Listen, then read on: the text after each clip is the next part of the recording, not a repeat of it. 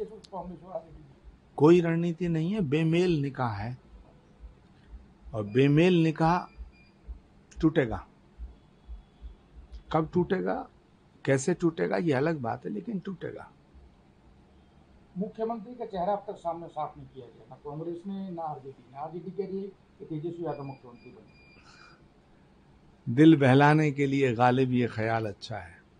मुख्यमंत्री वो बनेगा जिसे बिहार की जनता चाहेगी, और बिहार की जनता नीतीश कुमार और प्रधानमंत्री नरेंद्र मोदी जी के चेहरे पे वोट देगी।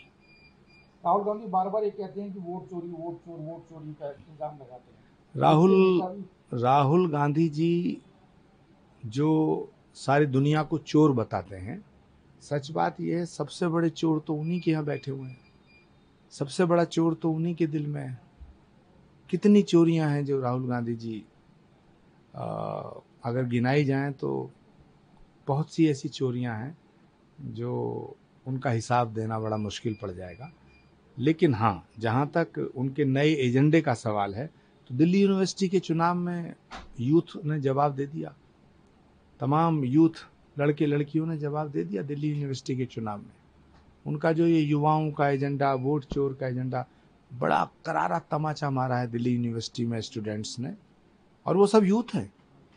जिस यूथ को सड़कों पे उतार के भारत को नेपाल बनाने की धमकी दे रहे हैं और साजिश कर रहे हैं, जिस यूथ को सड़कों पे उतार करके इस देश को बांग्लादेश बनाने की साजिश कर रहे हैं, उस भारत के युवाओं ने राहुल गांधी जी को और उन जैसे तमाम लोगों को दिल्ली यूनिवर्सिटी के चुनाव में प्रचंड बहुमत से बीजेपी का समर्थन करके, एबीवीपी का समर्थन करके दूध का दूध पानी का पानी कर दिया। तो राहुल गांधी जी को समझना चाहिए कि कितनी बार हारेंगे।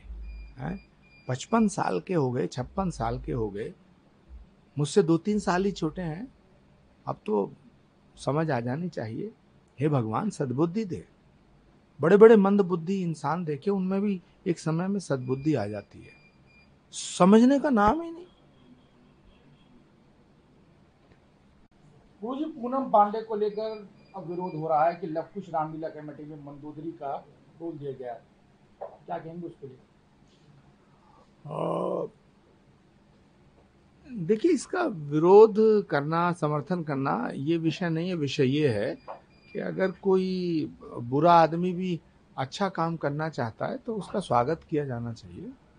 और ये तो पूनम पांडे को, अगर, वैसे मैं जानता नहीं ज़्यादा उनको कि वो क्या करती हैं क्या नहीं करती हैं, लेकिन अगर रामलीला जैसे मंच पे आकर के और वो मंदोदरी का रोल करेंगे, मंदोदरी तो वैसे ही भगवान श्री राम की भक्त थी और रावण को समझाया उन्होंने, तो रावण जैसे अहंकारी व्यक्ति को समझाने की कोशिश की कि भगवान से मत लड़ो।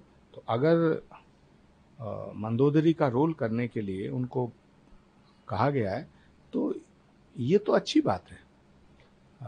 हमारा तो जो सनातन है वो बुरों को अच्छा बनाने का नाम ही सनातन है। गलत को सही करने का नाम ही सनातन है, कि जो गलत रास्ते पे हैं उन्हें सही रास्ते पे लाने का नाम ही सनातन है। इसीलिए सनातन, फैनेटिज्म का नाम सनातन नहीं है, कट्टरता का नाम सनातन नहीं है।